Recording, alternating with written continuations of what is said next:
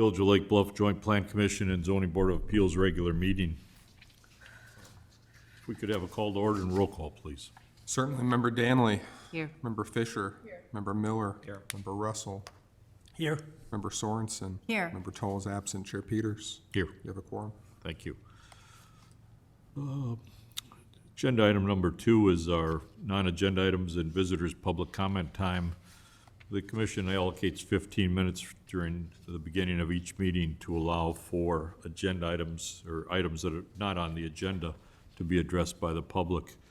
Is there anyone out there who would like to address the commission tonight? Virtual, what? Yeah, I'll note that we have 4 people joining us virtually, and none have asked to be recognized. You can ask to be recognized anytime using the Q&A buttons down there at the bottom of your screen or the raise hand feature on Zoom. Okay, hearing none, with respect to agenda item number 2, we'll proceed to agenda item number 3, consideration of the April 20, 2022 PCZBA and ABR joint workshop minutes. Has everybody had a chance to review those? Yes. I just have one comment on page 3. The lower paragraph, 5th line down from the lower paragraph, there's the word restaurant, wet well and restaurant, and that should definitely be revetment. I don't think there's a restaurant down at the sewer plant. Not yet, anyway. Not yet. With a combination. Yeah. Thank you, Mr. Russell. Any other comments? Hearing none, is there a motion to approve? Motion. Second. All in favor? Aye. Aye. Agenda item number 4, consideration of the April 28, 2022 PCZBA special meeting minutes. Have we all had a chance to review those? And I again have comments on page 5. The 1, 2, 3, 4, 5, 6, 7th paragraph down, the large paragraph, the first sentence. I would like to have this phrase added at the end of the first sentence. The PCZBA has an official duty to consider each request, and then add, because immediate neighbors are sometimes reluctant to voice opposition to a neighbor's project. Thank you, Member And Russ. and then I had one other, I'm sorry. The Certainly. very next sentence, the word shed room should read shed dormer. And 3 words later, there's a sort of a misphrase there. It says as a result of, and that should just be at instead of as a result of, at the western end of the dressing room. Great. Thank you, Member Russell. Any other proposed changes? I noted at the, on page 6, first line, reference to her, should be a reference to him. Thank you.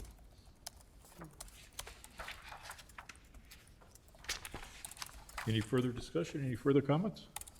Hearing none, is there a motion, please? Motion. So moved. Motion to Second. approve? Okay. All in favor? Aye. Motion carries.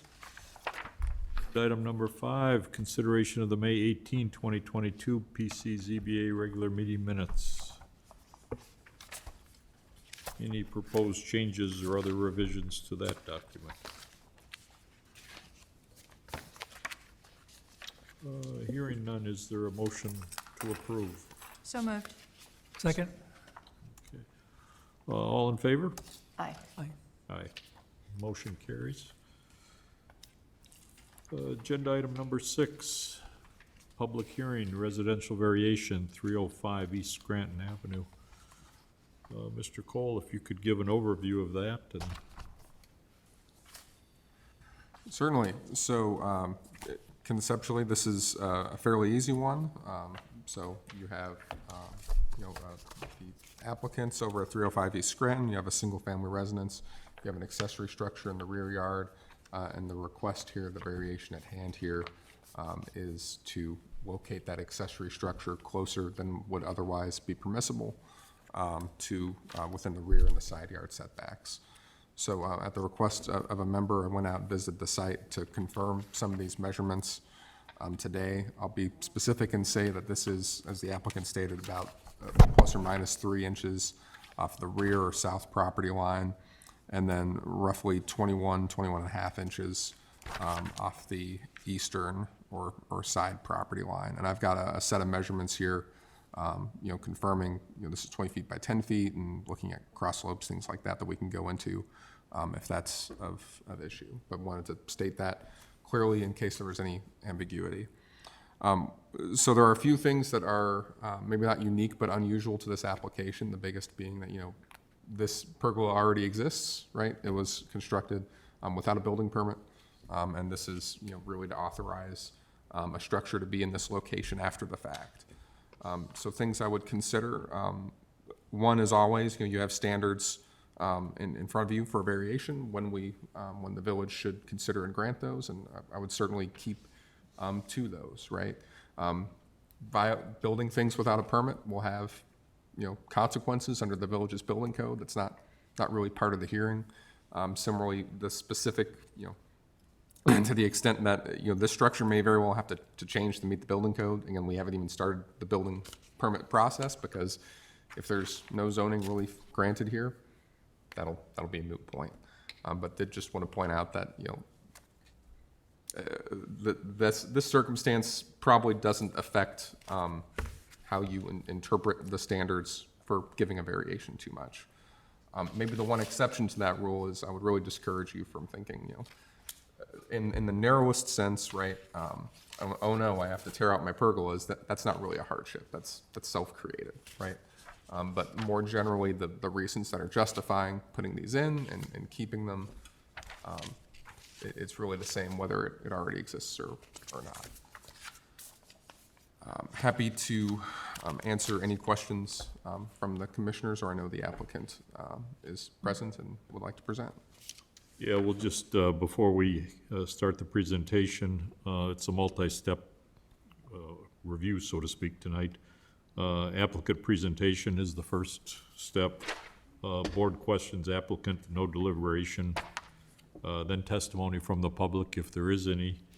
And then applicant answers objections in response to testimony, and then deliberation by the PCZBA. So that's just the format.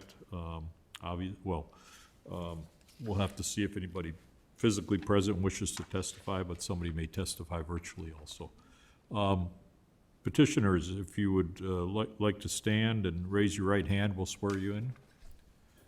Do you solemnly swear to tell the truth, the whole truth, and nothing but the truth, so help me God? I do. Thank you. Please be seated. And then who will be presenting tonight? I will. Okay, if you could take the podium and state your name for the record and your address. Great. Joseph Peck, 305 East Scranton, Lake Bluff. Okay. Am I free to go? You're ready to go. Great. Well, first and foremost, thank you all for being here tonight. Appreciate your time and energy. As I mentioned, my name is Joe Peck. I live at 305 East Scranton with my wife, Alex, my 3-year-old son, Owen, my 2-year-old Eddie, and we have a third coming in September. Obviously, the reason we're here today is the pre-existing structure, the pergola, and the variation request. Glenn, if you don't mind clicking forward here. So as you know, the code in question is section 1059C of the Lake Bluff zoning regulation, which requires a 5-foot setback from rear property line. It's somewhat difficult to see in the illustration on the left, but clearly the pergola and support beneath the pergola is not within the zoning code. The reason for that, which we'll delve into in further detail, is tied to a unique tree that hangs over our plot line. Glenn, if you flip to the next slide. So we again want to address the commission and just say we sincerely apologize that we're dealing with this after the fact as opposed to before the fact. We moved here from San Francisco in late 2019. We are first-time homeowners. We erected the pergola and the support structure with the full utilization of a contractor who did not make us aware of the need for a building permit for a non-permanent structure, nor of the zoning variance. All that being said, as it states and as you can see in the photo, the support structure is below, the pergolas are atop. They're two 10 by 13 pergolas with sliding roofs for permeability for rainfall. It's a downward sloping grade on the support structure, so any runoff or drainage issues falls directly into the homeowner, i.e. Alex and my home. Glenn, if you don't mind flipping to the next slide. So based on the requirements and based on the approval of variances, these are what I latched onto, which make our circumstances unique in some cases. So the exceptional circumstance, hardship by reason of exceptional shape of a lot. We have a standard like Bluff lot, not applicable. Exceptional topographical conditions, not applicable. Other unique physical conditions of a parcel of land, applicable. Below that, an extraordinary physical condition peculiar to and inherent in the subject property that amount to more than a mere inconvenience to the property owner. A mere inconvenience would be raking up leaves on occasion or something of that substance as I read the letter of the law, and that relate to or arise out of the characteristic of the property rather than the personal situation or preference of the current property owner. So the reason that the pergola and the overhead structure is placed where it is on our lot is tied to the overhang of a 100-foot black walnut tree. The black walnut tree is in our south-facing neighbor's lot. This tree presents clear and present danger to ourselves, our guests, our children, and our property. For some context on black walnut trees, if you're unfamiliar, black walnut trees drop black walnuts, which are roughly 2.5 inches in diameter. That's roughly the size of a lacrosse ball. They drop between 50 to 80 pounds of unshelled nuts a year. The texture of the shell is hard and coarse on the outside. The average weight of a black walnut is north of 15 grams per nut. The location of the pergola and the overhead support is simplistically to prevent injury to myself, my wife, my children, my guests, and other people who visit the property. Above and beyond that, we are responsible for cleaning, disposal, and any property damage that potentially arises from someone slipping on a nut, being hit by a nut, so on and so forth down the line. We view this well above the lines of the letter of the law, which is a mere inconvenience. This is in fact a liability. Glenn, if you flip to the next slide, please.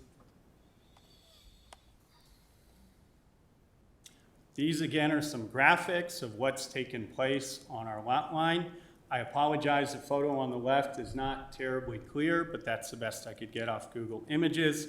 As Glenn would likely attest to, as he was on our property, a good property today, a good portion of our south-facing neighbors' large black walnut tree overhangs our fence line. The photo on the right is north of 72 nuts that fell in a 3-day period in September of last year.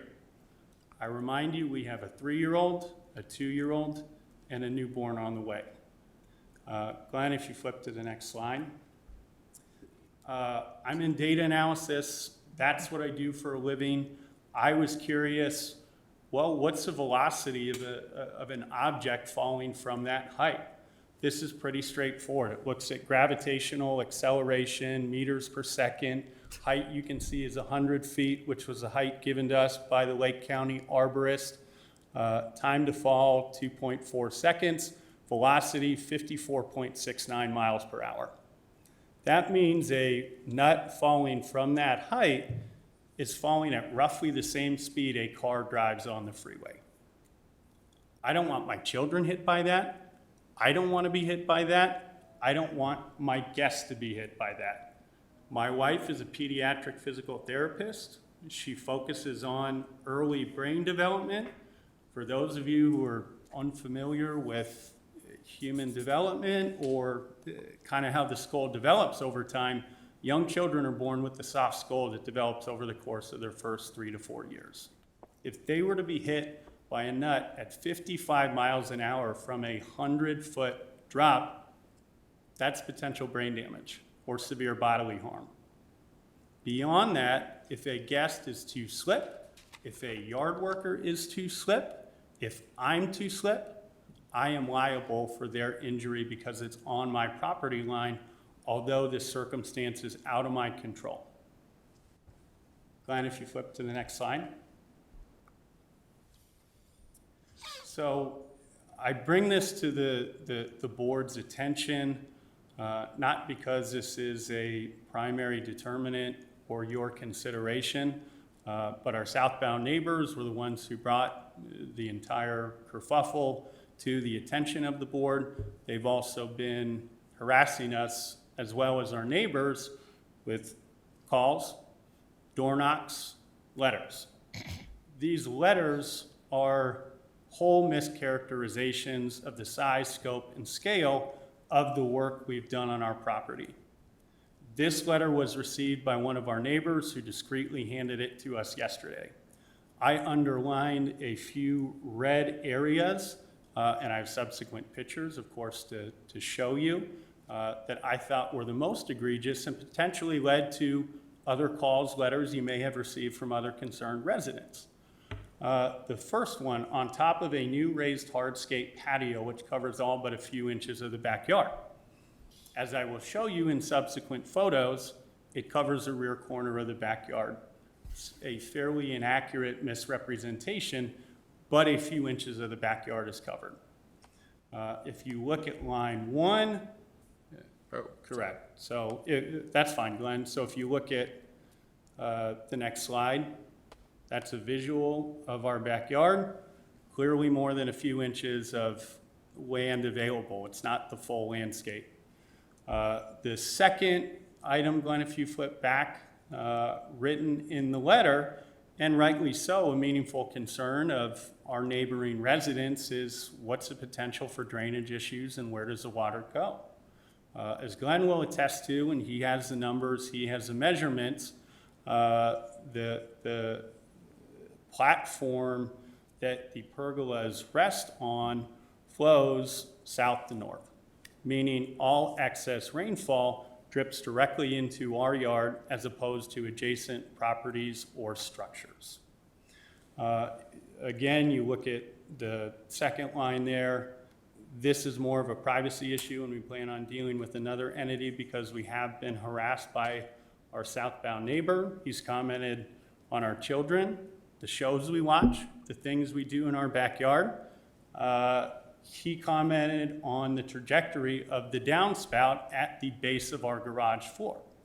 Glenn, again, was with me today. I stand a good 6'3". Our fence line is 6'5". You would have to have a 2-foot platform to stand on to even see where the downspout is in our backyard. That's an unsolicited, unpermissible violation of our privacy. I know that is not your concern, that is not your consideration. You were the zoning board, you were determining if this hardship or if this grievance merits a variance to the code, which we respect, but this was put in place for a very specific rhyme or reason. Glenn, if you want to flip to the next page, again, these are simplistically visuals. That's our backyard, downward sloping directly into our yard. This has also been in existence for over a year. I would like to mention it's been in existence through a winter, through heavy rainfall, and our neighbors to the east actually wrote a letter in favor of the pergolas, suggesting they believe they're merited and warranted within our property line. So again, not the focus of our case here, just wanted to bring to your attention in case there were other concerns or comments from White Bluff residents, is again, in our view, this is a rather large misrepresentation of the size and scope of the project and intent of it. Now, kind of on to the last few points here. Where do we go from here? The structure is existing. What are the options available to us? The single most important thing to me as a father, not just a homeowner, is the safety of people in my home. We met at the arbitration or the preliminary meeting several months ago, and several suggestions were made by various members. We listed a few. So move pergolas forward in accordance with setback and erect a fence/tarp posterior to the pergola. That does not solve our issue. We still need to supervise our children, our guests, our landscapers 24/7 to ensure that they are not hit.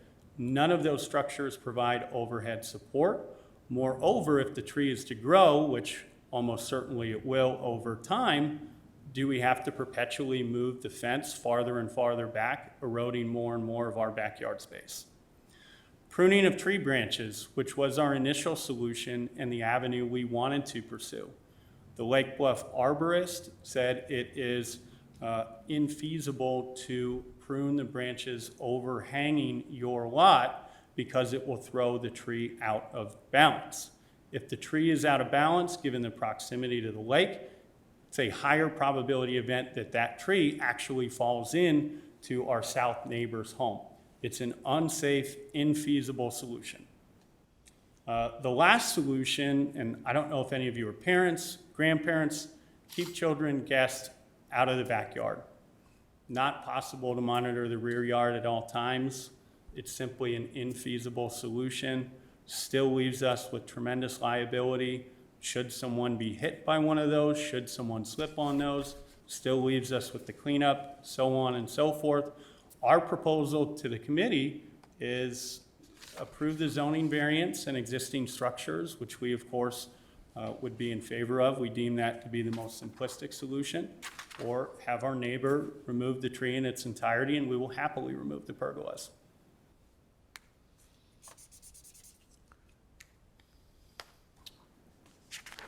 That's all I have for you this evening, but I am more than happy to answer any questions you might have. So thank you for your time. Just so I'm clear, Mr. Peck, you've gone through and addressed all the standards for variance? Unique physical condition, not merely special privilege, code purposes and all that? I believe I have. Yeah, if there's specific questions that I haven't addressed, I'd be more than happy to. Well, the PowerPoint's down now, but yeah, again, we don't have a unique topographical condition. We don't have a unique lot relative to Lake Bluff. It's the other circumstance that's out of our control. Again, the existence of the hazardous tree on our south-facing neighbor's lot line.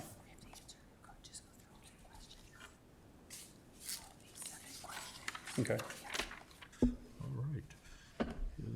Any questions from the commissioners for the petitioner? Was that our arborist or the Lake, you said Lake County arborist? What arborist actually consulted you about the tree?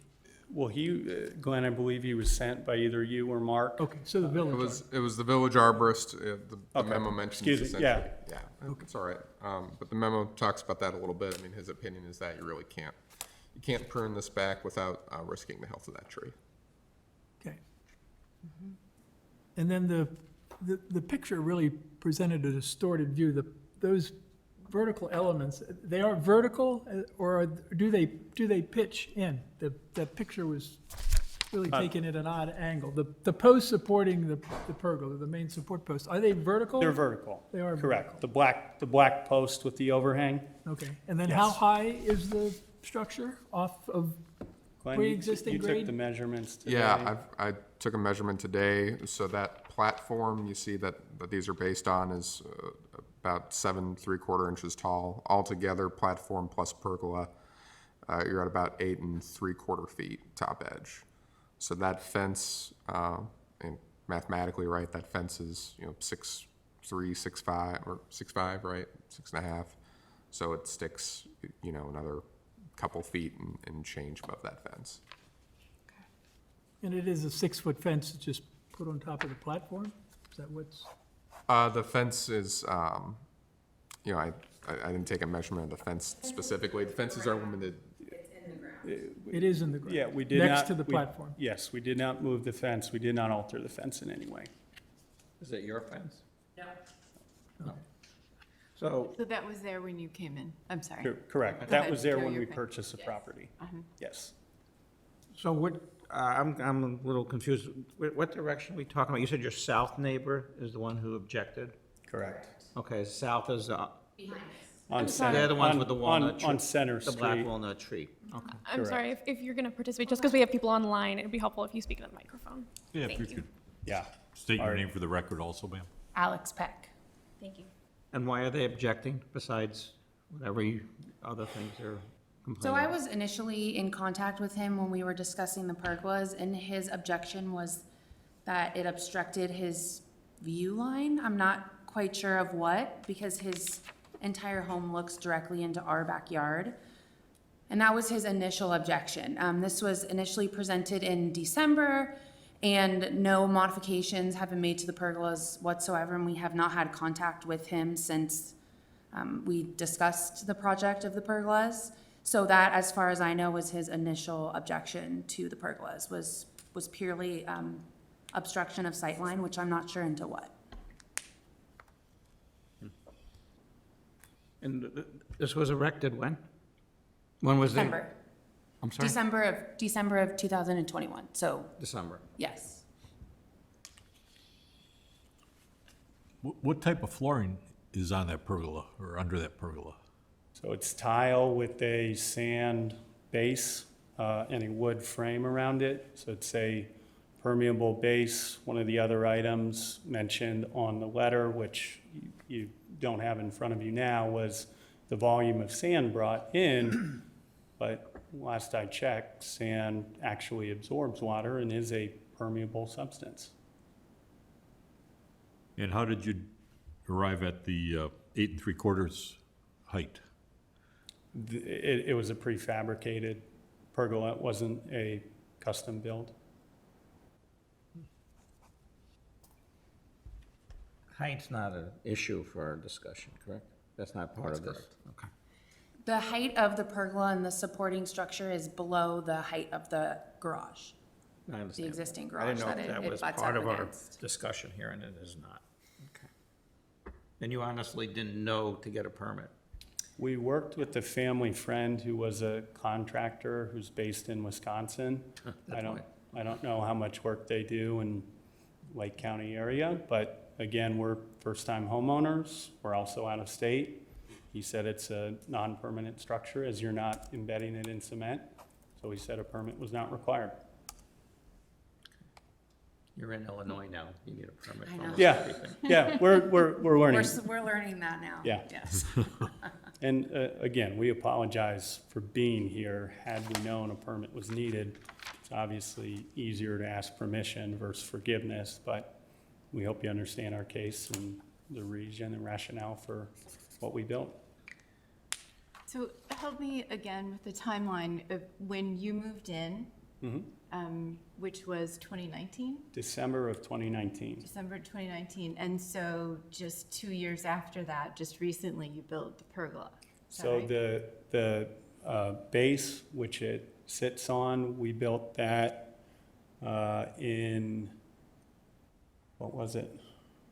Shortly before the pergolas. It was one existing project, but just because of COVID delays, it was extended over a certain period of months. But the project was one entity in its entirety. And in terms of the timeline, so we closed on the house after all of the black walnuts had fallen. So it was not disclosed to us, right? Because the tree was existing when we purchased the home, but we were unaware of what it dropped in the yard, which very well would have affected whether or not we had proceeded with the purchase of the home, because it is, in our minds, that much of a safety hazard to those dwelling in our yard. And then the following fall, we noticed that it was an issue. This would be the fall of 2020. And so kind of we're figuring out how to manage it. And then again, just with financial constraints, we're a young family in COVID, et cetera, we constructed it the following fall, once we had witnessed it 2 seasons in a row and really felt the impact of this tree on our property. So that's kind of the progression of how long we've owned the home with why now we've constructed these pergolas. Is that structure anchored in the ground? You said it wasn't in concrete. Well, there's wood beams that surround the tile and the sand, so they're anchored into the wood structure. But the wood is not in cement, it simply lies on the foundation, which of course was flattened, sand was added, and then they're anchored into the wood. Any complaints of flooding-related exacerbation or whatever with your neighbors? No. And then what's the spacing between the roof and the fence? Is it about two? 3 inches, roughly. The spacing between. Horizontally or vertically? Yeah, I'm sorry. Vertically, there's spacing, About 2 feet. open space in the structure, correct? Yeah, Between- about 2 feet. Okay.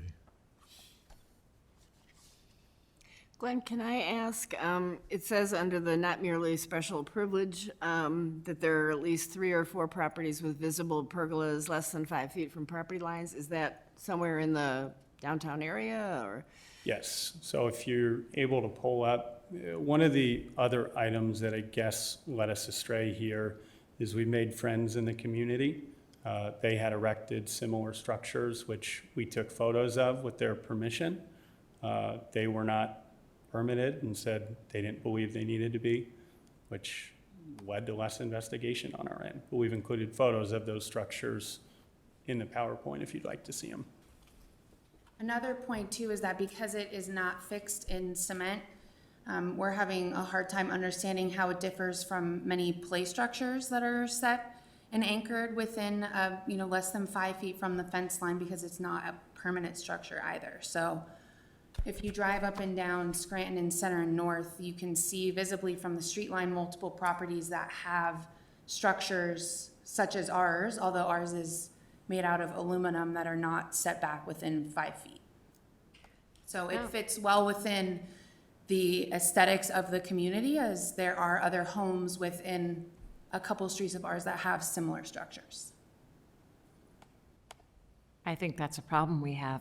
There's 2.5-story play yard now at 700 Center, Yeah. looking right into a yard that's somebody else, their backyard. So Right. privacy. I'm just curious, so it's really about this 5 feet, and that you didn't know that Correct. you couldn't, have your setback of Correct. something. Correct. You're And- very and- bright, you've done your research. I was just wondering, if it's not,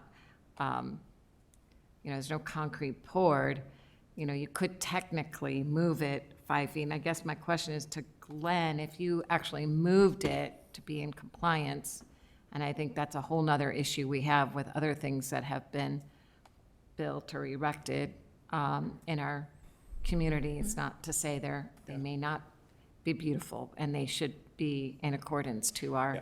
Well, our policy. to be clear, and we wholly understand your comment, we're not saying folks have the ability to do what they want to do within the confines of their yard. Right. The rules, the regulations are in place for a very specific rhyme or reason, and we understand those. We respect the zoning committee. We understand the need for monitoring this type of activity. Again, had we known of the ordinance, of the code, of the 5 foot, we still would have proceeded with the variance request. The difference between our structure and other structures is simplistically the hazardous tree that drops material into our yard. Okay, so that's what I was trying to get back to. So I was just curious that if you worked within the zoning, and they had started it 5 feet in, and I know you're gonna say, oh, well, that wouldn't stop the walnuts from coming down, but could you cantilever, or is there a way that, who knows, if you would have gotten a variance, Right. maybe there could have been a way to have it, sort of have the footprint, but then have something that cantilevers that. Right. Well, So- it was suggested that we look at a net in the arbitration meeting, or the initial meeting. The problem with that solution is it does provide overhead support, but it also requires fixed posts that would need to be anchored into the ground, which is very similar to the pergola that we already have. So I was present with the meeting with Mike Croak, and the suggestion of netting was presented, but there would have to be posts to anchor it to something because we are not owners of the fence. So that would also require a variance, and it would not be set back from the fence line either. Is the fence on his property line, or is it on the common property line? Do you know that? I don't know the answer to that question. I noticed you have quite a bit of furniture in the pergola. Do you use the pergola all 12 months out of the year, or is it more summer-based, or do the kids go out there sometimes in the winter, obviously? Yeah, I mean, as we all know, this is a seasonal place, and the most enjoyable times to be in your backyard are late summer, early fall, which perfectly coincide with the months in which that tree drops its nuts. Drops nuts late August through October. So if it dropped them in December, it'd be a far less meaningful concern, but it's 3 of the, call it 5 months that are great here, and we want to use our backyard with our children. And then any sort of noise-related complaints associated with the pergola? No. There's no plumbing, it's just a pergola. It's to protect our heads. So it's, where the walnuts hit the roof, it must be awfully noisy, or you will find out.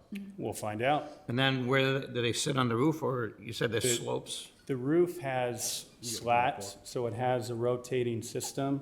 So it'll hit, theoretically, it'll sit on top of the slats, and then what we'll be able to do is crank it so the slats move like this, and then they drop from 8 feet as opposed to 100 feet. Did you figure out the velocity on that one? If you We'll want. have the yard cleared Yeah. for cleanup. Yeah, if you want me to, I can. Member Miller, to your earlier question, so that as part of their application, the applicant submitted a plat of survey. Some of the, it's been reduced in size, so a little bit of the text is difficult to read. I mean, the fence is approximately on the property line, maybe, it looks like there's, less than a foot off the property line in the annotations, but I can't make out the exact dimensions on here. So if it was, well, would have to, it was 5 feet from the property line, not 5 feet from the fence, obviously. Well, it's- I'll mention too, the measurements I read off were just off the fence, so there might be a slight margin there. If the fence was on your property, you can get back at him or her, not the case, but that's not the case. Unfortunately, it's a him and a her. So, And there is a monetary, you paid the monetary fees for, Of course. okay. Yeah, we're very serious about this. It's important to us. so I don't know if this is completely within the zoning conversation that we're having, but a black walnut tree is a native tree. And, we don't see them around town as much. We see a lot more oaks with a lot of acorns, and people complain about those too in their yards, of course. I guess the part where I see it pertaining to zoning is that I'm not sure that a black walnut tree is an exceptional condition. I don't have too many native trees in my yard, but at times I've bagged 80 bags of leaves in a Well- season. So I know that there's something every year in Lake Bluff that we have to work with. We have no problem with bagging leaves, and as the letter of the law says, a minor inconvenience is appropriate and not a recommendation for a variance. We look at this well beyond the scope of a minor inconvenience. This is property damage, this is harm to ourselves, our children, our guests. A leaf falling from 100 trees is not gonna hurt you. Well, a crossball falling from 100 feet is going to hurt you.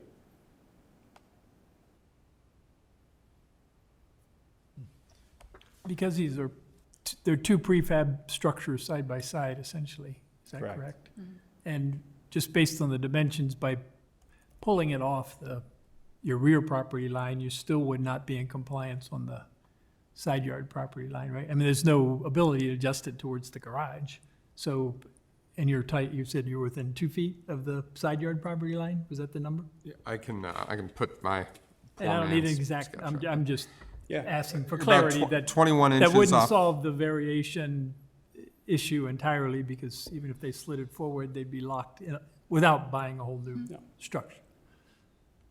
If you put it right up against the garage, you'd have about a 4-foot setback, so that's correct. There's about another 2 feet and change between the edge of the pergola and the garage. There's a bit Oh. of space there. Okay, I thought it looked like it was right up against.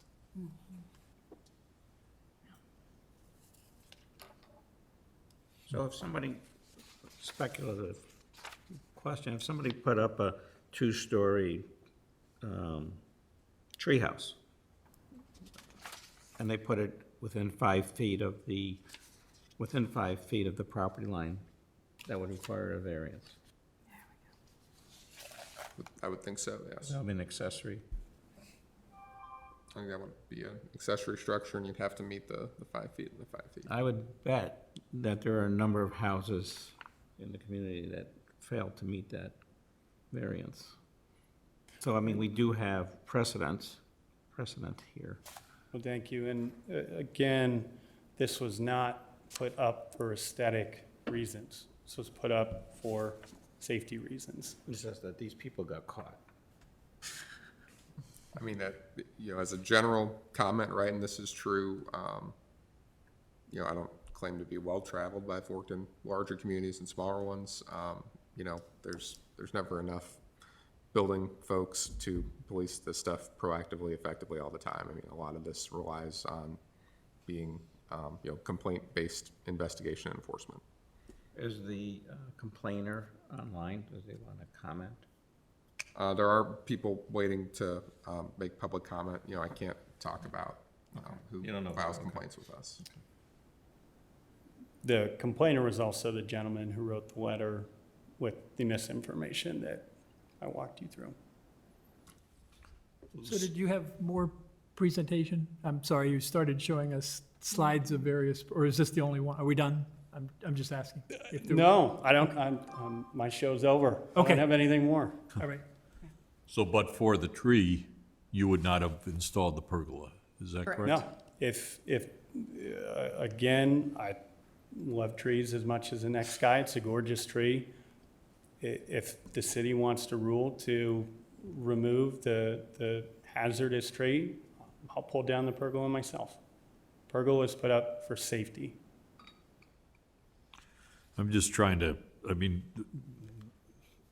apparently we have the ability to recommend conditions if we were to recommend a retroactive approval. And I'm thinking one of those conditions could be that if the tree was removed, and I, for a number of reasons, hope it's not removed, but you got an issue that you have to take care of, that then you would remove the pergola like, Happily, within 6 months or a year or whatever. I'll remove it next day myself. Okay. Any other comments from the commissioners? I guess we can open it up to the public, whether or not there's any testimony from the public, and we'll have to swear them in. I would like a couple data points, Glenn, that hopefully you can share with the commission and with the folks online before you bring the public in, because I suspect one of the individuals online is the gentleman who complained. Glenn, would it be possible to share the downsloping grade and just affirm for everyone here that there is no drainage issue? Water drains northbound into our property as opposed to pooling on the structure or into our neighbor's yard. So I can talk about some of that. You'll forgive me. Again, we don't have a topographical survey of the property. I'm not an engineer. I mean, there's a lot of asterisks to put on this. I mean, what I can tell you, again, is you've got the pergola here. When I was out of the property today, I took 2 measurements of the grade of the platform the pergola is on, and Mr. Peck, dropped for demonstration purposes, dropped like a baseball, and myself and actually the village's intern Eric observed the way in which it rolls. So that grade is about 2 degrees outboard going this way. So I guess that's to the east, and then 1 degree coming towards me, which would be to the north. So generally the drainage path is this way. I guess I'd say, the asterisk to that, of course, is, the pergola is on so there's the platform, there's the pergola on it. The pergola is shimmed up to be level.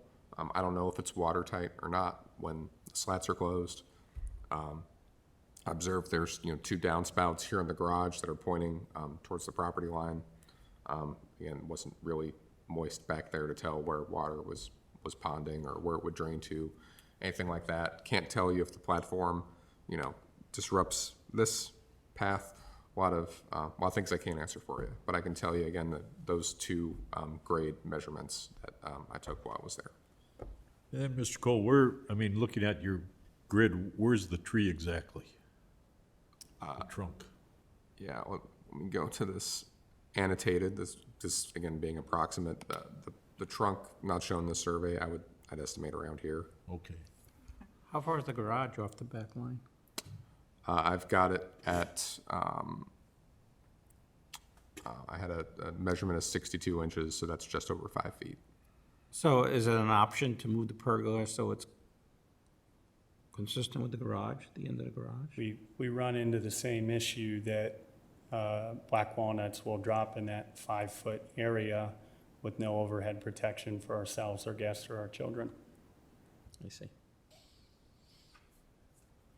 In the drop area is about 25 feet, is that correct? It's a large drop area. Yeah. Yeah.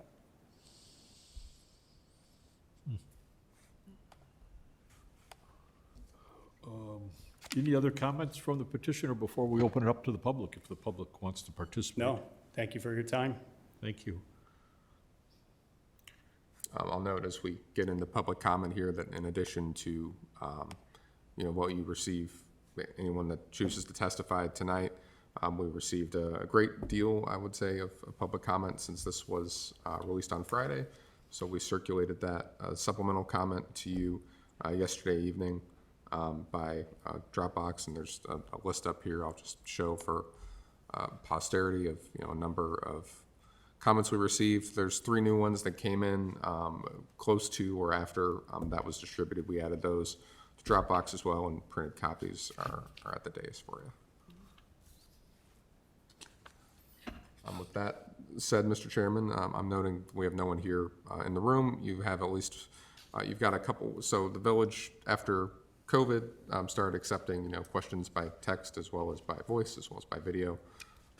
You have someone who submitted a couple text questions, John Smith, and he's also asking to speak. And so I think it makes sense to just have him speak and present comment directly. If, We should swear him in.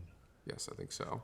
So take just a moment for, you have to leave and rejoin when I give you the ability to talk. So should take a moment.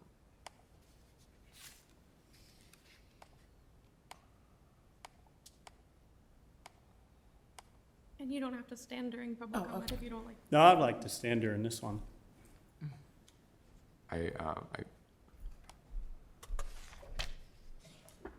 Oh, we're waiting. Glenn, can you in the room now hear me? We can hear you and we can see you, Mr. Smith. Great, thank you. Mr. Smith, before you testify, if you could stand up and raise your right hand and we'll swear you in, please.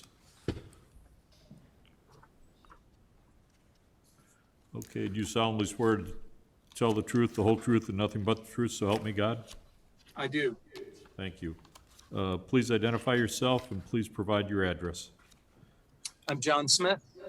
My wife Dana, who's also on the meeting, and I and our family, our 3 kids, reside at 306 East Center Avenue, which is the lot immediately behind the Pecks.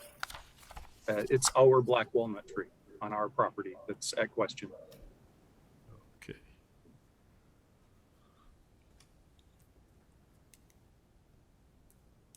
And I believe you did you file a formal letter or email to the commission? Or? So I've had several emails with different members of the village, including a FOIA request, which was just to ascertain whether or not there had been any permit activity for that parcel since the Pecks have owned it. And then I would note the result of the FOIA request was that there had been no permit requests in the number of years. I think they said 2019, so 3 years. Okay. Any other questions for me, or would you like me to just proceed with my comments? Proceed with your comments. So we'll allocate 5 minutes if that works, and we'll go. Okay, that's great.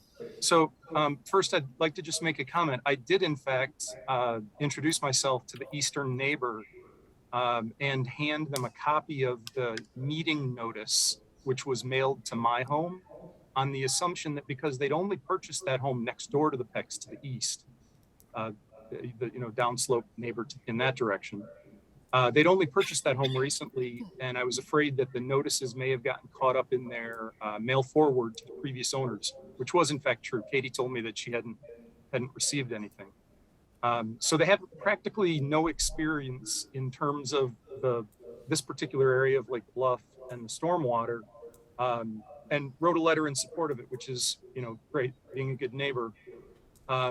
The comments that were underlined and included in the presentation that you just saw, that was actually my transcript of my comments for the committee tonight. I just cut and pasted the section that I thought was relevant to them because of stormwater.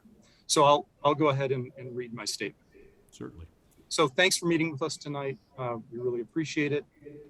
We oppose the variance request for reasons of safety, stormwater management, maintenance, access, and the precedent, frankly, that it sets. So it's all been noted that a raised wooden frame was installed for these pergolas to stand on. The downspout, which, by the way, I mean, you can't help but see the downspout on the back of the garage when you look out the windows of my home. It's a white aluminum running down against a dark cedar wall. So You can't see the base of the downspout. Sir, he has a right to speak without interruption. Sorry? Thank you. So, I mean, in any event, the downspout clearly runs into a relatively tight space between the fence and two completely impermeable things, the frame and the hardscape patio, as well as the garage.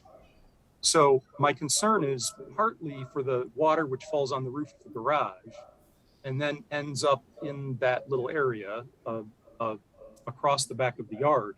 And clearly in that area, the slope is to the east. So it's actually the new neighbors to the east who would be most at risk of stormwater. The other feature of the neighborhood, that area is a bit of a basin. And so unfortunately, my property and my neighbor's property and probably the Baburskis and Dunnickson on down the street, we all sit slightly higher than the lots to the south. And we have the lots to the north, I should say. And we have a pitch in that direction. So, one of my concerns is if the wooden frame that creates this barrier to moving stormwater from doing what it does, which is typically starts in our yards and then finds its way in the channels that have been cut in between the homes to let that get out onto Scranton Avenue where it finds the storm sewer. Now that formula has been modified, and we really haven't had a big 4 or 5 inch rain since all of that's been in place. I might add, actually, one of the homes that usually had pumps sitting out in the driveway during the real big storms is actually the Peck's home. So they're equally at risk. And I do understand, and anything that falls on the pergolas is, likely to run right straight to the back of their house. So the stormwater concern is, one, not the only. So to the prefabricated aluminum pergolas themselves, and there are 2, and they are separate individual structures made of lightweight aluminum. So they actually touch the fence. And oh, by the way, I should say, there was a question about the fence and its position vis-a-vis the lot line. On my plat of survey, it actually shows that fence to be between 4 inches and in some cases as much as maybe 6 inches on the Peck's property, not on my property. That's how I interpret my plat of survey, which I'm happy to provide. You'll have my plat of survey from the yard work that we did a few years ago. That'll be on file with Mr. Croak and the building department.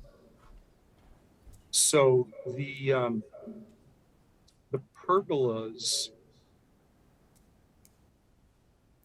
they're maybe they're nailed into that wood. I can't see the detail of that in any way, shape, or form. But what I can see, even from my side of the fence, is that they don't actually sit squarely on the structure. The pergolas are a little bit larger than the wooden frame patio that they sit on. So they actually overhang maybe half of the post on the side closest to me and a similar amount on the other side to the north.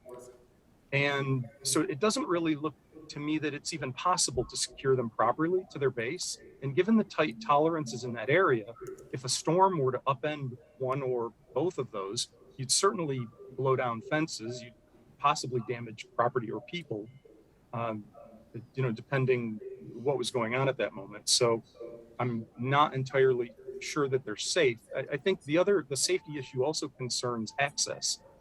That utility pole, which the main spur line that feeds the center part of the village, runs down our mutual backyards. So a power line disruption in my backyard takes out everyone to the east of me, just about down to the lake, it seems, which has happened a few times, of course. Oh. And Yeah, one there more are minute, two Mr. Smith. garages. I'm sorry, question? One more minute. Okay, so there are 2 garages and my tree, which make it difficult to access. The pergolas, I would argue, further complicate maintenance access on those utility poles. And they also make it impossible for me to trim the tree, which, full disclosure, I was never asked to do. There was never a moment where one of the Pecks came to me and said, "Hey, would you trim that tree? We don't like the walnuts." The first encounter that we had on it was the day that I asked their contractors who were installing the pergolas if they had a permit. And Alex came around and started screaming at me about the stains on the patio and the damage to, the risk to the children. Anyway,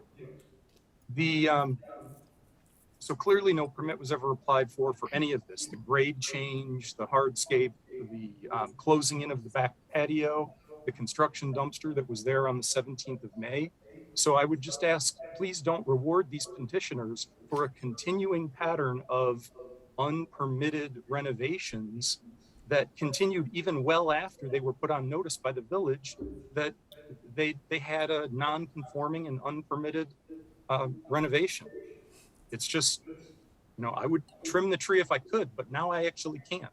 I asked my tree guy if he'd work over those pergolas, and he said he couldn't. He can't access it, and wouldn't feel right to put his guys above that, or risk damaging the pergolas. So, anyway, we oppose the request. Thanks for your time. Thank you, Mr. Smith. Yes, sir. I would just like to make a couple comments. The dumpster, I'm sorry, just the process of a public hearing is that the public is allowed to speak, and we have several members of the public, and then you're offered an oh, I'm opportunity sorry, at the end to I respond. thought Mr. So- Peters gave me the mic. No, I'm sorry, I just wanted to make sure that Sure. we follow the Yeah. process that we always follow. Thank you.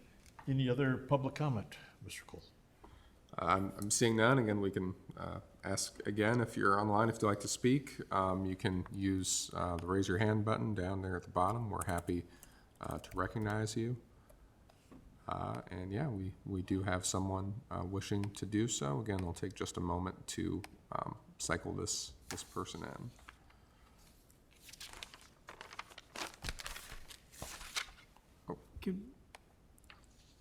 Yep, Mr. Russell. Question. Can we ask the applicant or the person that just talked a question at this time, or do you want us to wait till everyone is You can finished? ask it this. Okay.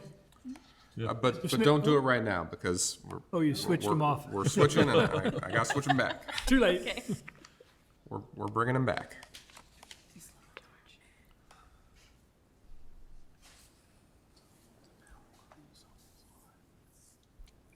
Mr. Smith, I'm not sure if you heard that, but one of the commissioners I had a I question didn't hear for you. anything. It's been silent since I rejoined. Your question was the first I heard. Mr. Smith, I just wanted to ask a follow-up question about the trimming of the tree. It sounded like you stated if they had approached you before doing the project, you would have trimmed the tree, you would have removed, been willing to have all the branches removed back. So I don't- There's I two don't think- issues I'm trying to get at. One, there's a proper way to trim a tree, and you'd probably need to take the branches back to the main trunk of the tree.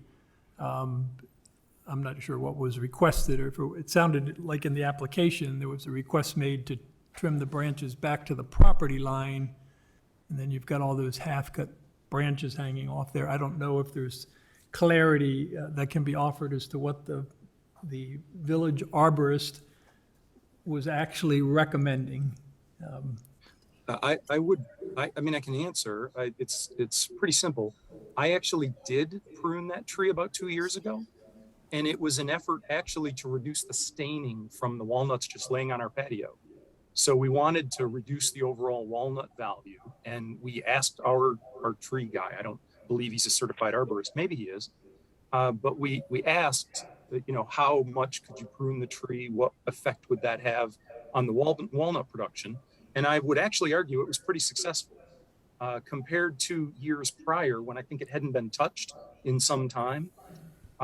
We had a really substantial reduction in walnuts, which was not only good for that next season, but the next. And I mean, if you compare it to the walnut trees a couple of doors down at Berbersky's or the ones next door at the church, the volume is dramatically larger on some of those trees that have not been maintained. But like I said, there was no request to trim it until after I asked about the permit on the pergola construction was well underway. And then it was sort of an aggressive, you need to take it down, which I wouldn't dream of taking it down. I mean, we've worked really hard to protect all of the mature trees on our lot. We've had several conversations with your arborist about the ashes, which we lost. And he actually suggested to us that we take down one of our maples that was threatening the old oaks on the property because the crown was starting to conflict. So we take our trees seriously. They're a beautiful part of Lake Bluff, and they're our urban environment. Thank you.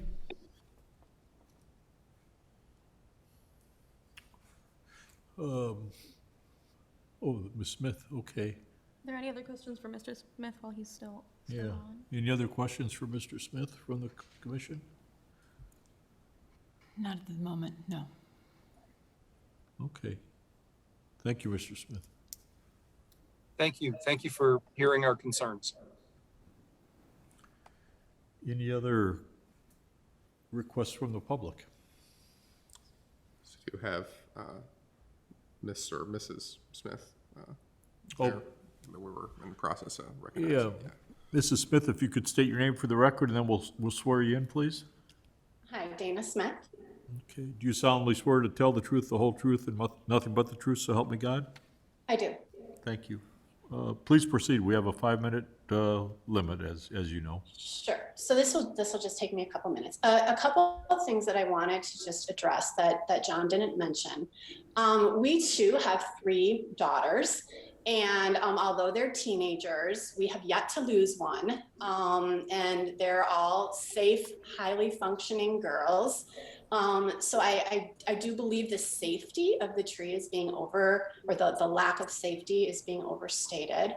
And I'm the first to tell you that like picking up those green balls is a complete pain. I'm the one that goes out and does it. So I get my bucket, I go out, I pick them up before they're rotten, and I get them out to the compost.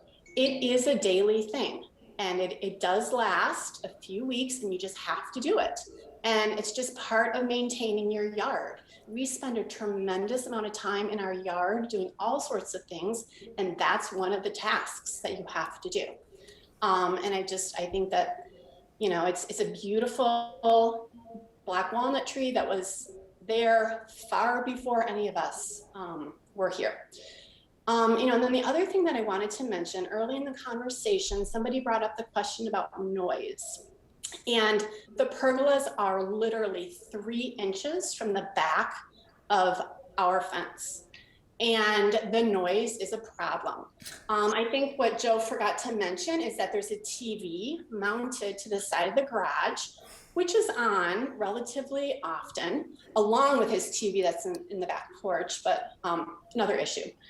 But it's loud, and we cannot open our bedroom windows when the TV is on, and our bedroom faces directly out onto the pergolas. So on nice evenings when we would like to have our bedroom windows open, we can't because he's out there on the furniture with the TV on, watching whatever shows. So the noise is an issue, and John hadn't commented on that, but I want you guys to know that because the pergolas are 3 inches off of our fence, and because there is a plethora of seating out there, it is a noise problem for us personally.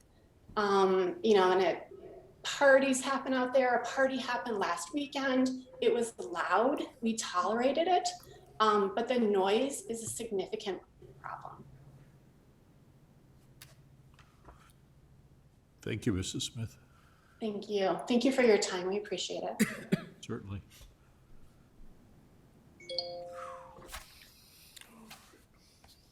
Any other public comment?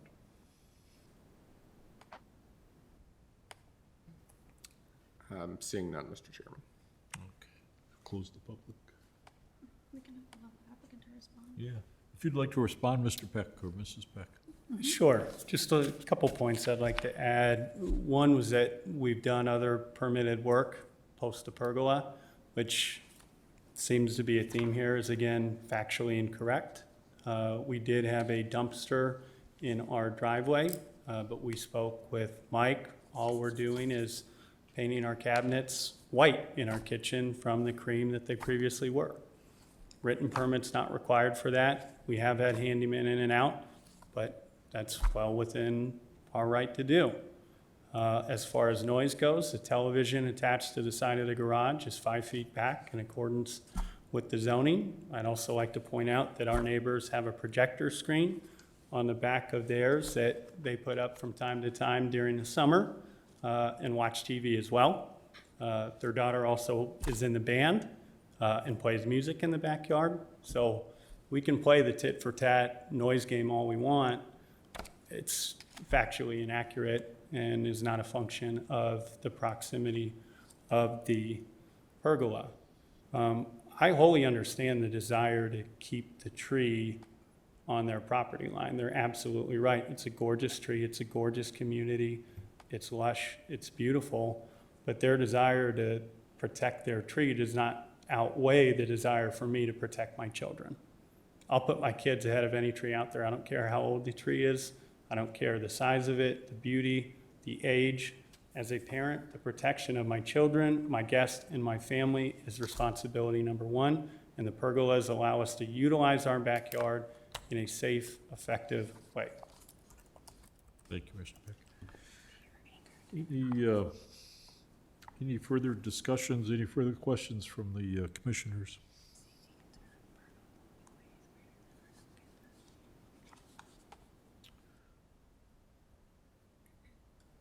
We talked a little bit about possible conditions, and I have no idea as to where the commission is thinking about going on this particular issue. But when I try to work my way through the issue, I mentioned that condition, if the tree were ever to be removed, I mean, I hope it does not die, obviously, a condition could be the removal of the pergola within 3 months, 6 months later. Great. Are you agreeable to that? Absolutely. And I guess another condition that I thought about was if you ever decided to move, that the pergola be removed in conjunction with your removal. I guess one of the concerns is whether or not a person can indirectly receive a financial benefit from circumventing We'll the happily sign whatever you want, that if we ever move, we'll take down the pergolas prior to the sale of the home. This is about safety in our backyard. The other point I'll make, you know, them being terrific neighbors and noting they were trying to give our new neighbors to the east a word of warning as far as storm drainage, things of that matter. The individuals who lived in the home before, the Mannings, who just bought a home on Center Street, they had lived through a year plus of us having that platform, and they actually wrote a letter of approval on our behalf as well. Thank you, Mr. Peck. Any, go ahead, Just Mr. Cole. one important clarification I should mention that Mr. Smith alluded to. So when we send notices out, we send them out to so many feet within the range of our property. That does go to the, you know, the owner on record with the Lake County Assessor's Office. So when there is a sale, you know, that can mean that is taken by the post office and it's sent to where they move to. Again, we can't control that, but we, you know, made our best efforts to send the notice. We, by practice and by law, send to notify people of these hearings. So, Thank you.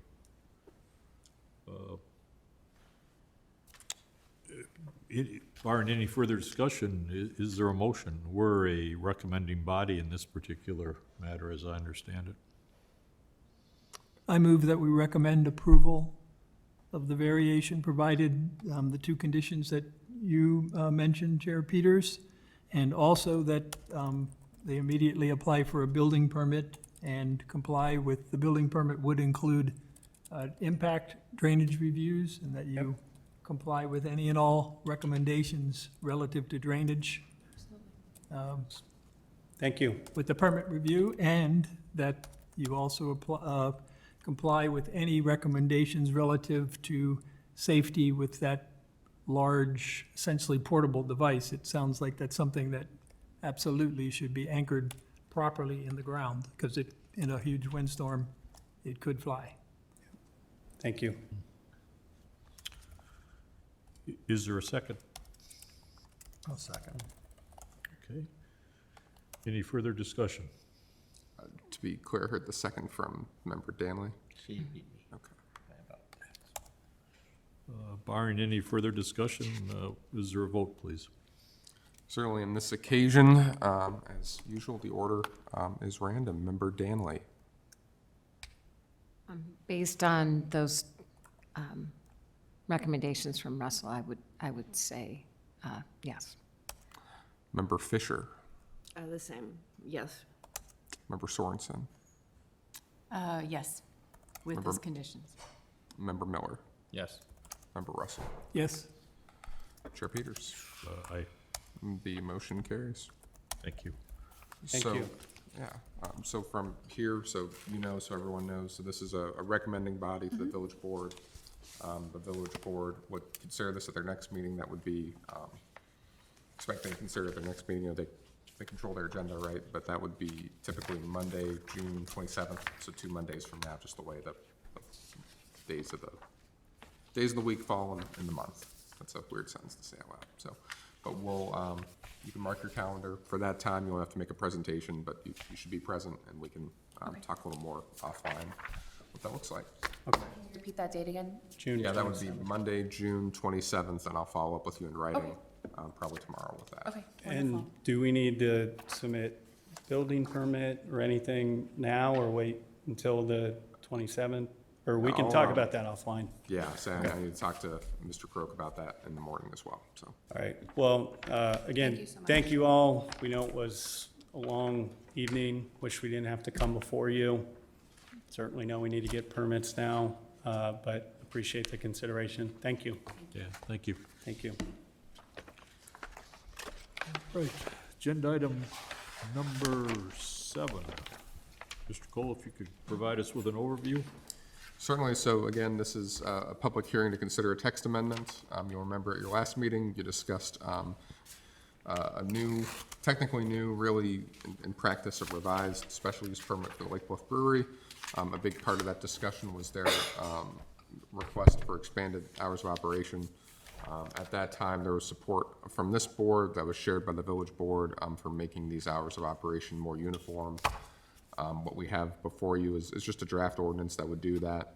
There's some more process, let's say soft and hard, that would come before you would adopt this.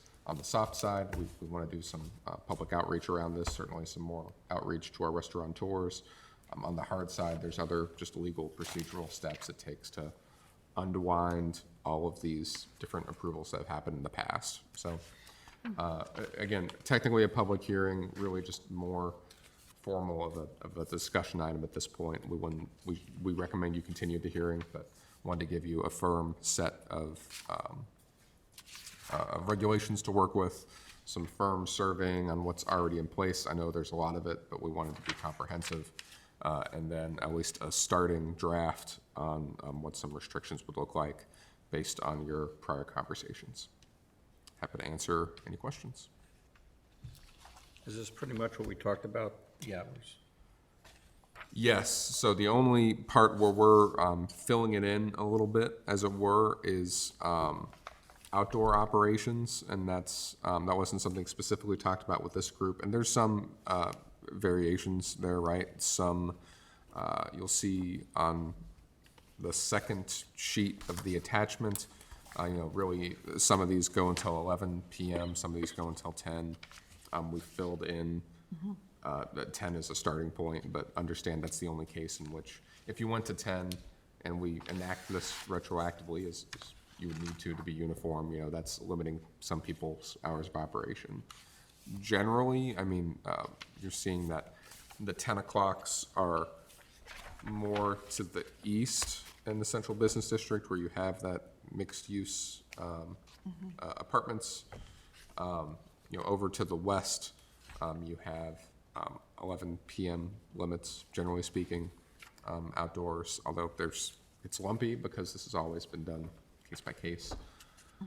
You have no residential immediately near Block 1, but of course you do have at a quieter back, north side of the property, you have some condominiums there and other transitional uses.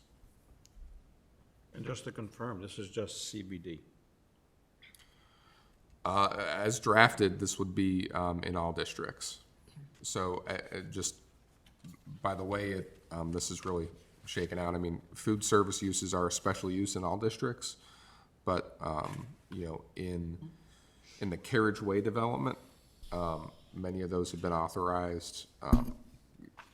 Really, carriageway almost functions like a planned development, and just in how it was done back in the 80s, But there's it no has a lot of restaurants. exceptions. There are restaurants in carriageway, so Donati's is part of the carriageway. I'm thinking of something else. Never mind. I'm sorry. Yeah, so Donati's, Susie Swirl, Bangkok Tokyo, Panera, and Tacos El Norte, those are all fall within that bucket, and they're really unrestricted as of now. That's what I'm None of saying. them exceed those hours. Are we going, is our conversation for the entire village or just for the CBD? What did you say? We can go whichever way you'd like to with it. As it's structured right now, this is village-wide. And as we show you on the last page, this wouldn't constrain anyone's hours of operation, except for that there is the outdoor part you'd have to work through. But as far as posted hours of operation, this allows everyone to continue what they're doing, including those people that aren't restricted right now. So Glenn, just so I understand, if somebody had, maybe on the west side or something, they had later hours than we decide would be for everybody, do they have to cut back their hours then, or? That last page shows, just based on Google, right, everyone's posted hours of operation. None of these hours violate that draft yet. Okay. The only situation where you may be restricting someone is if you were to take that outdoor thing is the part where we want to get some clear direction from you on, because either you go until 10, in which case you're restricting operations further to the west, Right. which those people rely on that extra hour, I would say, or you go until 11, which you're expanding hours next to what has typically been a use arrangement with upper residential and rear condominium residential that's been treated more sensitively by the village in the past, Right. but also puts those businesses at a competitive disadvantage than businesses 100 feet down the street. I just remember hearing Jeff Urso mention that with Pucks and things, well, Pucks may not, with Donati's, I guess, they were sometimes picking up some of the traffic that was closed east, if I understood that, you know, when they shut down the places east, then they would go to the further west ones. So would they then have to lose that? No, you're saying that advantage? No. Now, actually, according to these hours, we're the lively side here. on Yeah, I this- think, on Deb, CBD. what he was referring to was they're leaving the Lake Bluff Brewing Company or any other drinking establishment and going to bars Right. out west, but none of those would be in the village of Lake In Bluff. Village of Lake So they Bluff, wouldn't, okay. they're not on this list. Got it. Just, Got it, okay. But you have Chipotle and Meatheads going to midnight. So that is, and sorry that there's so many tables we're throwing Right. at you. Yeah. The planned development allows them to go until midnight. Their posted hours of operation, they stop at 10, like Chipotle stops at 10 p.m., Tropical Smoothie Cafe stops at 9 p.m., Okay, so Meatheads when stops at 9 Donati's- 9 or when 10 does p.m. Donati's stop? Donati's, their posted hours, they go to 8:30 or till 9:30 p.m. Plus Pucks is really, then that's not our purview, so that's. Yeah, Pucks is other side of the street. Right. So in practice, at least right now, maybe coming out of the pandemic, knock on wood, in practice, we do shut down pretty early across the board. I mean, we're not restricting anyone's hours necessarily, aside from potentially midnight, which is not being utilized at this point. Right? Is that a question or a comment? That's a summarization. but there was a hint of a question I'm there at just- the end. I'm She did just- say right. I am just clarifying. There is room for some people to stay open a little bit later. However, in practice, it seems like it's not happening based on posted hours at this point. Does Prairie Express really stay open till midnight on Saturdays? You probably don't know that. Yeah, I have to walk over there and take a look. It'll be a moot point if we accept these guidelines. so. Well, breaking it down into areas, I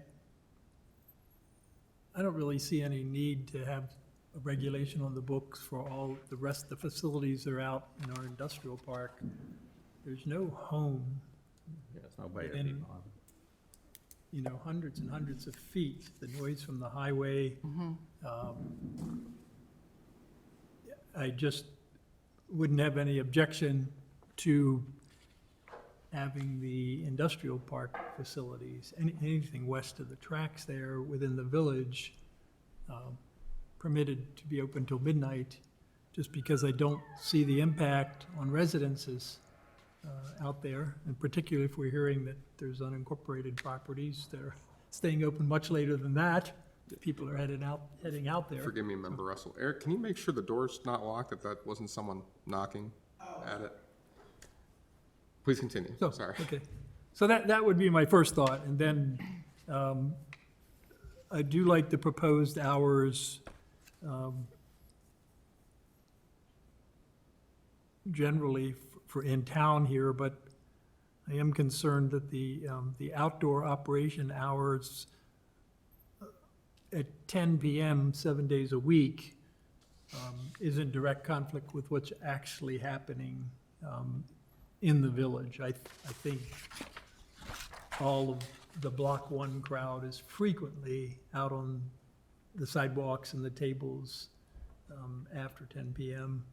I'm under the impression that Prairie Espresso probably has a lot of events that may run later than 10 PM. I'd be curious, Block 1, once again, if people are out on that sidewalk on a Saturday night at 10:30, there aren't any homes right there.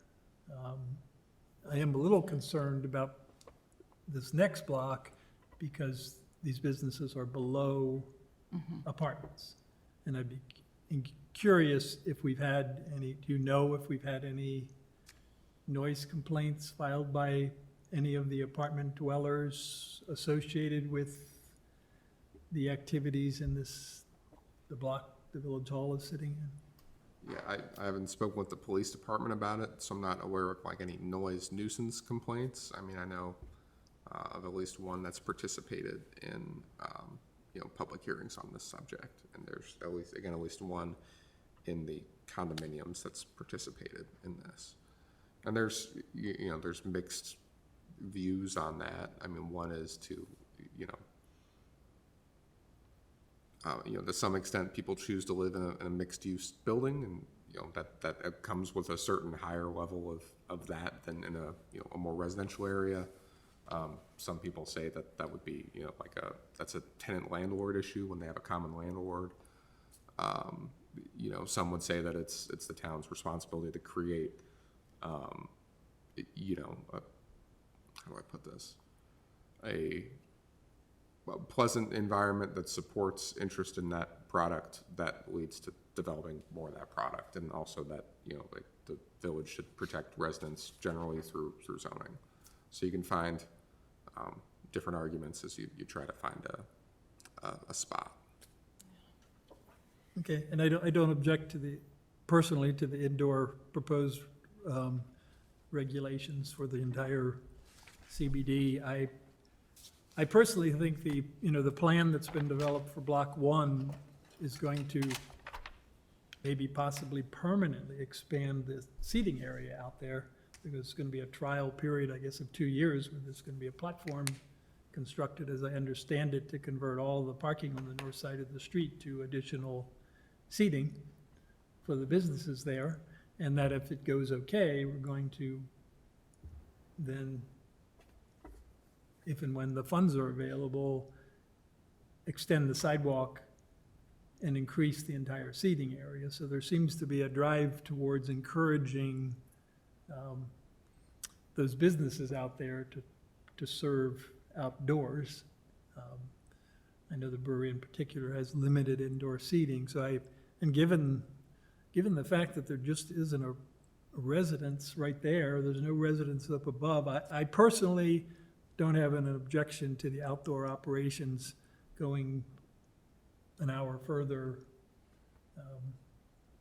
particularly on the weekends, Friday and Saturday night. And I just think to a great degree it's happening routinely and regularly, and it would be a But our problem, the business owners on that block will be in here asking for a variation as the week after we adopt the rule. Well, all of them will be invited to the proposed discussion of the hours, so.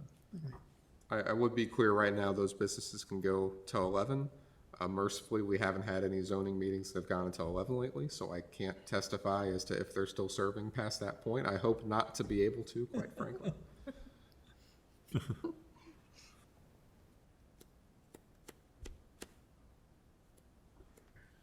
with that? I But we think, can certainly write it that way. the reason we said 10 was you alluded to that one person who was in the condominiums. Was that related to Prairie Express keeping open, or was it related to There was- Lawrence's place keeping open? Yeah, at least since I've been with the village, I know that there has been a resident of the apartments concerned with Prairie Espresso. And then there was a resident in the condominiums who I think is on the edge with this property concerned with the Lawrence Pub concept. So are we saying 10 o'clock is it for outdoor dining, or is that what everybody's in agreement with? As it I was states here? suggesting 11 for Block 1, Right. Okay. on the weekends, Friday, Saturday, holiday, the 3 holidays, is what I was suggesting. But 10 o'clock for Block 2 outdoors. Yes, only because Well, it'll be Block we've got apartments that are literally right on top there. I mean, the Right. windows look out. But indoors, area. they could go till another hour. Yeah, Right. And interestingly, right, so in Avasi, the other door, Half and Half Pizza, their outdoor hours go until 11, even though they're on the same block. It's really just Prairie Espresso, Bonk, Lawrence English Pub that have been tightened up, and really that the eastern half of that block. Yeah. it gets a little bit tighter and there's less space for the noise. It starts reverberating there.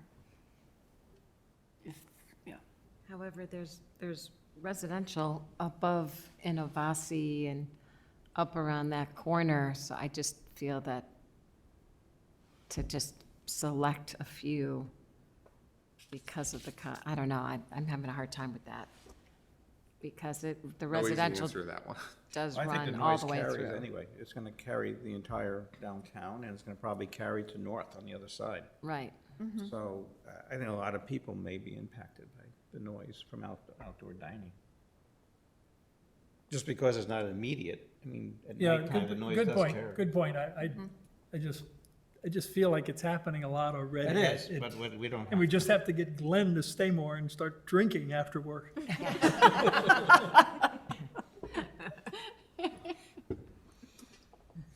Was that a comment or a question? That was a comment. Okay. You know, I think as a body, we say this is what the rules should be, and it's up to people complaining and the police to enforce it if there's a problem. And I think 10 o'clock is reasonable for anybody, because most of us older folks are in bed by a certain time. And aren't frequently. Speak for yourself.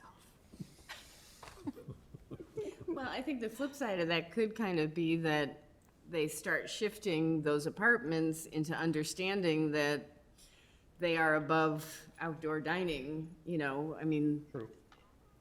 So, you know, maybe there is a transition kind of thing or something where it starts to appeal to the people who are okay with the idea that there's later hours. And we can always take this up Yeah. again if there's a desire by those businesses to Yes. keep open till 11, Yes, correct? maintain flexibility. Yeah. Yeah. But to be Because- clear, I was just suggesting Friday, Saturday, I understand. and the third, okay. Yeah. I still go to bed. Gonna have to get you out. You go with Glenn. You and I, the town. Oh, yeah, we'll paint the town. So I would agree with what's on here, personally. With the exception of the Block 1 bumping it to 11 No, o'clock? I wouldn't agree. I personally wouldn't Oh, agree you would not? Okay. at this point.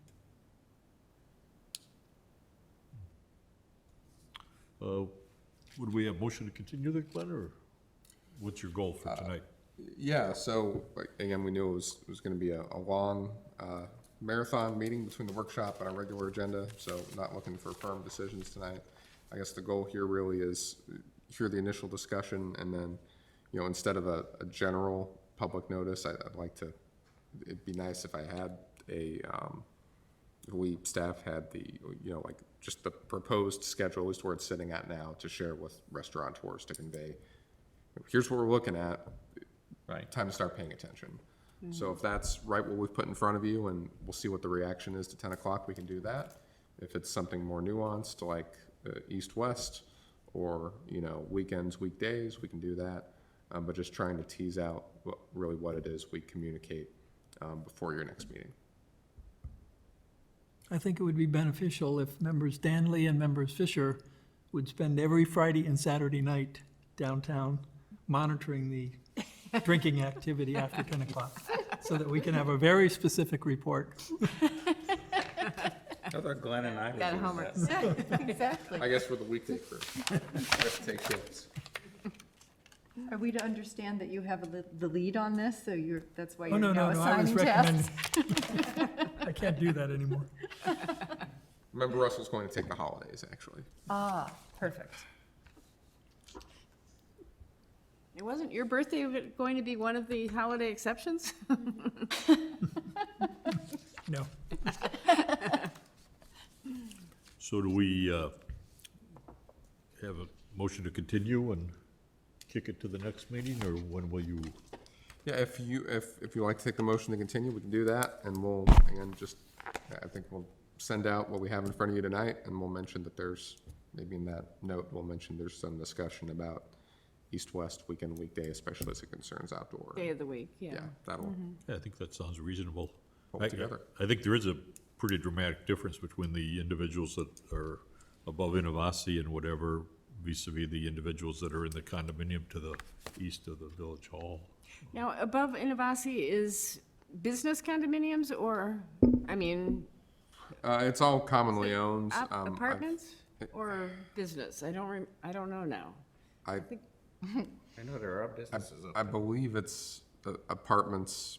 Combination. Residential? Yeah, I believe it's residential over there, but Okay. we've got a plan I can pull out and Okay. Because if it's business, you know, it's more like Block 1 in my mind, anyway, but. Agree. All right. Do we have a motion, please? I'll make a motion to continue this at a future date, based on the parameters that are stated on the form. Second. Okay, any further discussion? Roll call or just a voice vote will do Voice for vote? this one. all in favor? Aye. Aye.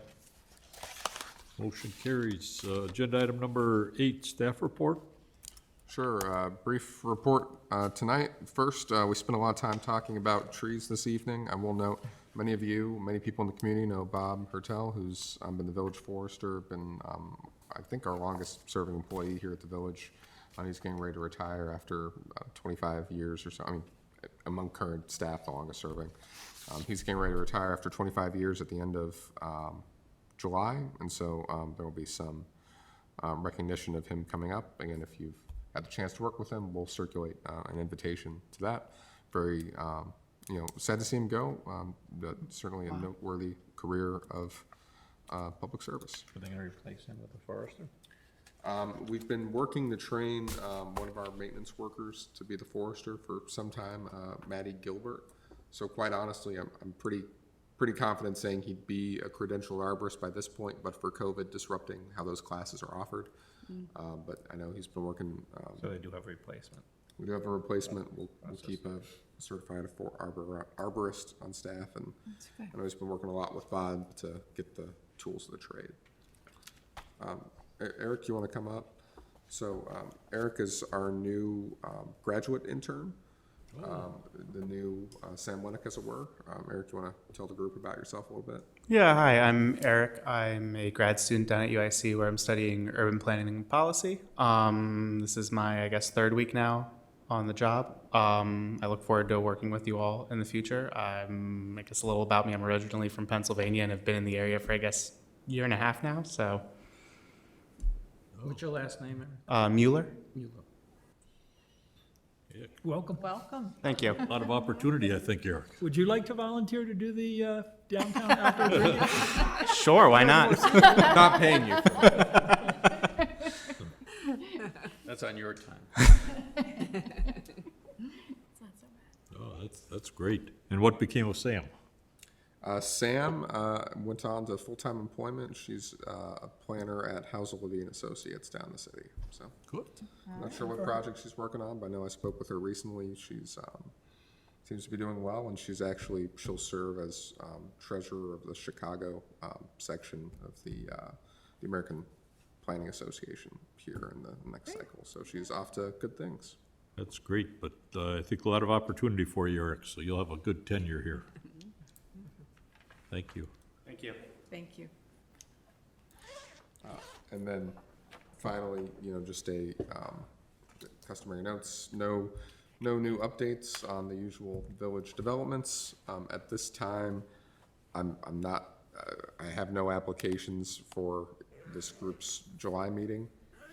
We'll see how that develops. We may talk about, if this text amendment's the only thing on the calendar, we may talk about pushing that off. As you know, North Shore Water Reclamation, and there's other things hanging out there that could come forward by then. We continue to get comments about the NSWRD project. We'll keep circulating those. We'll see another circulation of those here probably this week. And finally, just again to echo what was said earlier, appreciate any comments, markup on the PRD draft here in the next few days, week or so at the most, so that we can make the most of the time we have until this group's next meeting. Thank you. So that would conclude my report. Agenda item number 9, Commissioners' report. I just had one thought over the last couple of weeks with respect to possible drone regulation. Oh. Have we explored that? Should we explore that? Drones? Yeah. Yeah. Yeah. This is funny enough, the second time that's come up today, which is just a funny coincidence. The other time is completely unrelated.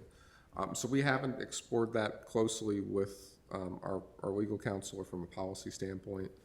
I know actually third time it's come up today because our police folks have just finished a great deal of training on it. Generally speaking, the FAA's position, which we haven't pushed at yet, is that we can regulate where they land and where they take off. Of course, we can do things like regulate, where they're intruding on people's privacy, but their position, I believe, is, and Lucy, if you're familiar with this, I defer to you, but is that we can't really take actions that regulate them while in flight, that's the exclusive realm of the federal government to regulate, since those are aircraft. Just the same as I can't go writing tickets to Union Pacific trains or Cessnas out of Waukegan Airport. If anyone knows a way I could do the Cessna thing, please let me know. I don't think they'll let me go write tickets for boats like Michigan either. Again, questions I haven't bothered Ms. Prather with. Oh, it's an interesting thing, and we've had other inquiries about it, and I think, it's an area of law that's probably ripe for development, but then, of course, there's also the question of whether you want to be the guinea pig that develops the law. So we are happy to look into that further, but I think Ben has done a good job of explaining kind of the FAA position that they've sort of occupied the field, as it were, and our authority is pretty curtailed. Yeah, I just think it's an issue that we should perhaps not lose sight of, because I think it's going to move very, very quickly. Yeah, I'm curious to know what is out there, what other municipalities are already applying, if they are. Yeah, I don't know. We Yeah. can try. Privacy is, I think, yeah. I think Big. privacy and noise, general safety. Well, anyway. It's like a giant mosquito. Really giant and really annoying. I will say that just this week I handled 3 Freedom of Information Act requests that asked for any drone footage related to what was being requested. I'd never seen that before. Oh, wow. So I don't know. All right, so it's reached a certain level now. Yes, okay. Now, is the rule right now that they have to be licensed to fly? I believe. I mean, the person who operates them has to be licensed, or is that? I know it only very generally be, I think, at a certain size or for commercial purposes, okay. they need to be licensed. Yeah. But I don't know that I would say it's a hard license to get. I Right. think you can get it at home with a PC. I'm also not sure that you would have to present that license in order to purchase a drone, in the same way that you probably have to show a driver's license when you're buying a car. I'm not sure the same level of caution is applied in drone sales. I'm genuinely not sure. I don't. Could be a potential law review article. Anyway, that's just one little thought. Any other discussion among the commissioners, or shift on to agenda item number 10, motion to adjourn? Is there a motion? So moved. Second. All in favor? Aye. Aye, Aye. Thank you very much. Thank you. Thank you. just before 9 o'clock. Perfect.